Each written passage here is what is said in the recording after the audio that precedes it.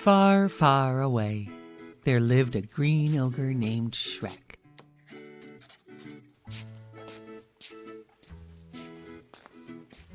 He lived far away near a stinky swamp where no one ever came to visit. Shrek spent his days alone, which was just the way he liked it. One afternoon in the forest, a beast named Donkey bumped right into Shrek.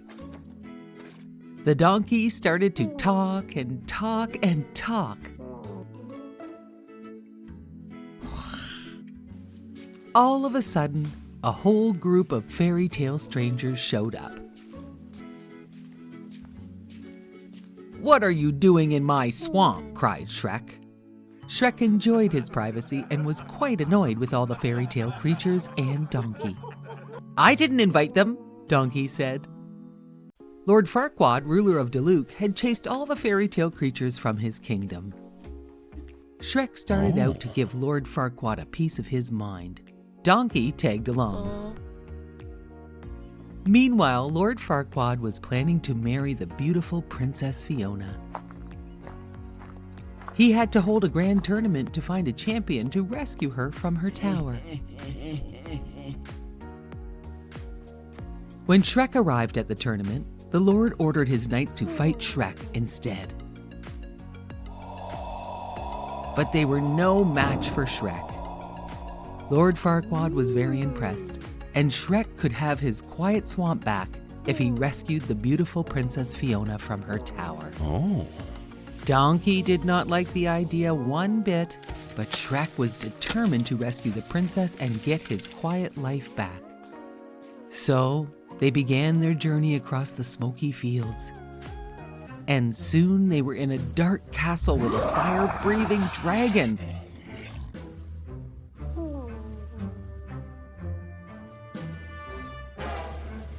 Shrek managed to find Princess Fiona, while Donkey distracted the fire-breathing dragon. As they ran through the forest, Princess Fiona learned that Shrek really wanted his stinky swamp and quiet life, and he really did not care about saving her. Surprisingly, Shrek and Princess Fiona were a lot alike.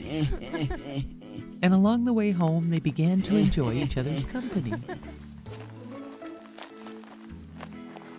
Princess Fiona thought to herself that Shrek could not possibly feel the same way about her that she was feeling about him. So she continued on to marry Lord Farquaad. Shrek stomped off to his stinky swamp.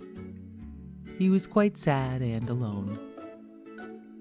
Donkey saw how sad Shrek was, and he convinced Shrek he had to go tell Princess Fiona how he felt before she married Lord Farquaad. Meanwhile, Princess Fiona had a secret that would be revealed to the entire kingdom if the sun set before she received love's true kiss. When Shrek arrived, she was bathed in a dazzling light. Then the light started to fade. As the light faded, Princess Fiona transformed into a beautiful, green, female ogre. Lord Farquaad was horrified, but Shrek had never been happier. When Princess Fiona kissed Shrek, she wondered if she would be transformed back into the old dazzling princess. But she remained a green female ogre.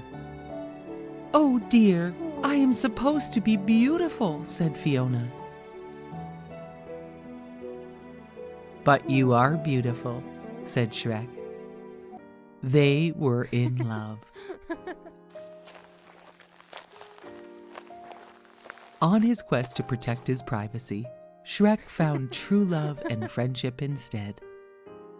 On the day of their wedding, the swamp overflowed with all their wonderful fairy tale friends. On the day of their wedding, the swamp overflowed with all of their wonderful friends and fairy tale creatures. The gingerbread man, Puss in Boots, the three blind mice, even Lord Farquaad and his knights came to celebrate the marriage of Shrek to his beautiful bride, Princess Fiona. donkey was so excited, he found it hard to be quiet while Shrek and Princess Fiona took their wedding vows. But he managed to control his excitement. Shrek and Princess Fiona were married in their beautiful stinky swamp and lived happily ever after.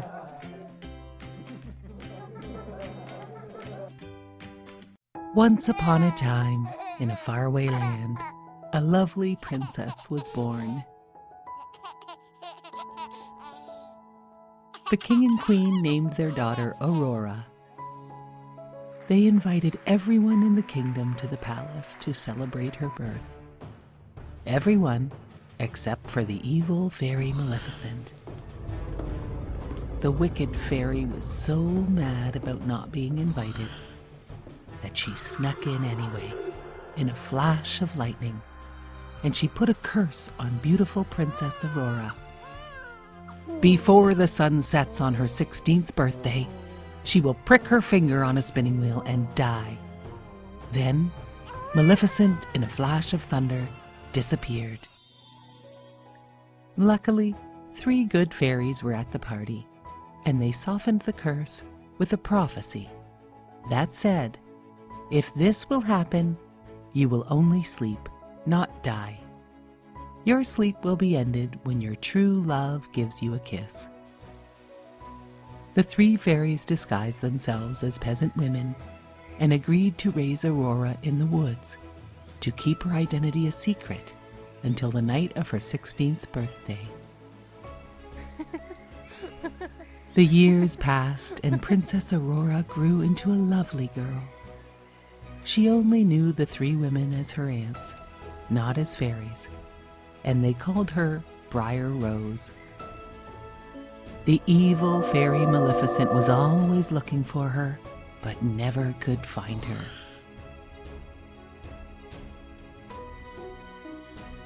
Briar Rose always dreamed of meeting a handsome young man and falling in love. Then, on the day of her 16th birthday, a prince was riding through the woods. The prince heard Briar Rose singing. He asked her to dance, and before they knew it, they had fallen in love.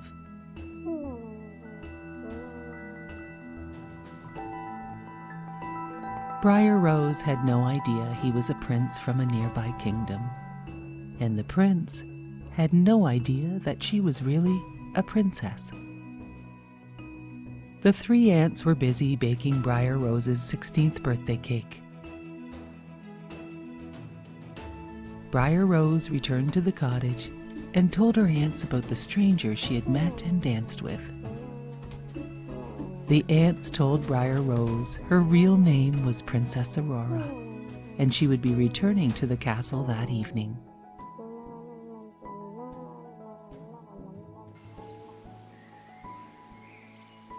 The 3 fairies brought Princess Aurora home to her eagerly awaiting family. Everyone thought the princess had escaped Maleficent's evil curse. But no one knew Maleficent was hiding upstairs.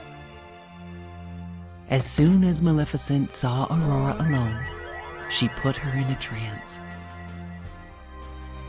and led her into a room with a gleaming spinning wheel. "Touch the spindle, touch it," said Maleficent. Princess Aurora obeyed. She pricked her finger and fell to the floor. The 3 fairies found the sleeping princess and were heartbroken. They must now find the handsome stranger the princess had met in the woods. The fairies found the prince, and when he heard the news, he raced towards Princess Aurora's castle. Maleficent was waiting to stop the prince, but she was no match for the prince, and he made his way to the peaceful, beautiful, sleeping Princess Aurora. He knelt by her side and gently kissed her. Slowly, Princess Aurora opened her eyes. She smiled when she saw the face of the handsome stranger from the forest. He was her true love. Aurora sat up and took his hand. The prince asked Aurora to be his bride. "Yes, of course," replied Princess Aurora. They would live in his grand castle, close to her parents and her fairy aunts. Princess Aurora and the prince lived happily ever after.